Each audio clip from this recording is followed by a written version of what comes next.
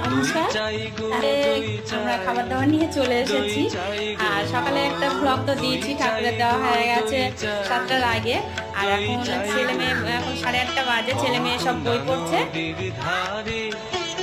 ভোরবেলা নিয়ে যাই তারে কঙ্কনা নদীর ধারে, ভোরবেলা নিয়ে যাই তারে দুর্বাদল ঘন মাঠে নদীর ধারে ধারে ধারে তারে সারা বেলা চড়াই গো দুই চাই গো সবাই থাকবেন, ভালো থাকবেন, আর হালকা ফুলকা খাবার খাবেন, দুই ভালো থাকবে, দুই চাই ভালো থাকবে।